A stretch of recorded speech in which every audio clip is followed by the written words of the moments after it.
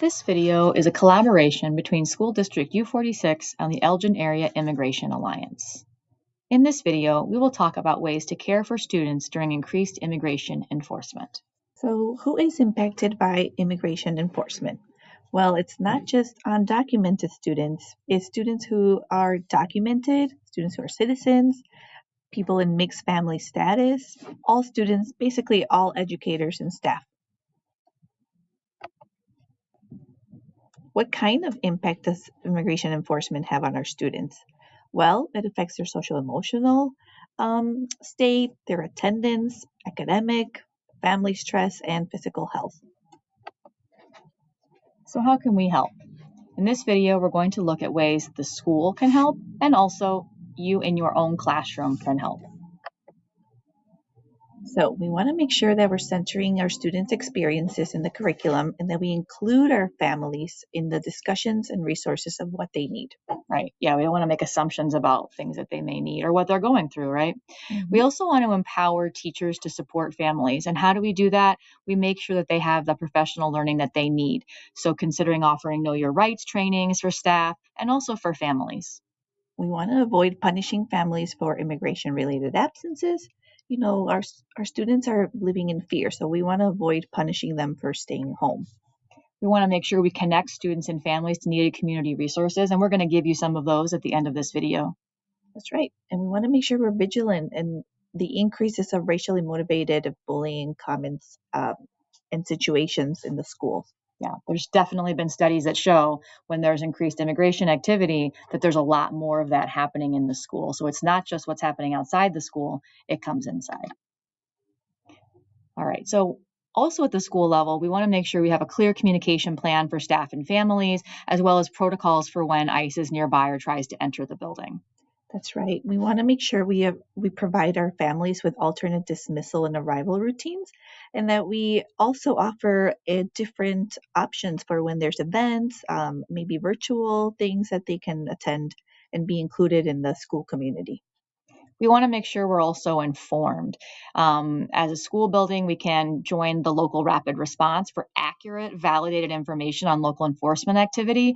And when there is enforcement activity, we want to check on students and families. We don't want to act like it's not happening. We want to acknowledge and check on them. And also teach students to distinguish between the false reporting, right? We want to make sure they know how to find reliable sources. In the classroom, we want to make sure that our students feel safe, included, that they have a choice and agency in the things that they're doing, and also that they have a way to express themselves through drawing, theater, or writing. When our students are feeling anxious, it is super important that we give them these opportunities to express those feelings. We want to avoid any harmful language or assumptions. We don't want to assume who is documented or who is not. That is really a slippery slope, so we want to avoid that. And then again, we want to center students' lived experiences in the curriculum. In what ways can we bring in issues of immigration or adjusting to a new country into our classrooms?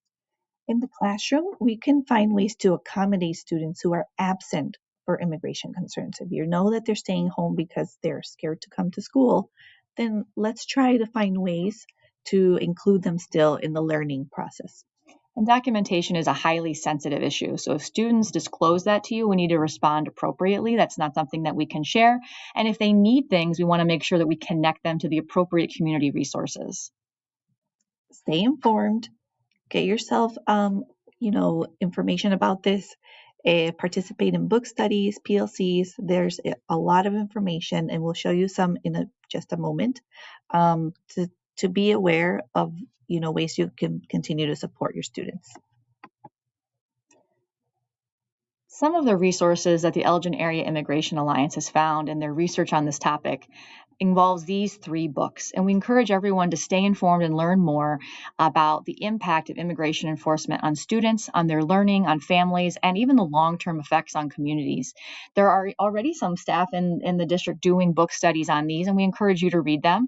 Surviving the Ice Age, Sanctuary School, and Drawing Deportation are all easy reads, and we think that you'll enjoy them. If you're interested in learning more, here are some great community resources. Centro de Información. There are their contacts in Elgin, Hanover Park, and Carpentersville. as well as the Elgin Area Immigration Alliance and Centro de Información. So if you're looking to connect families with resources or you yourself want to learn more, these are two great local organizations that you can talk to.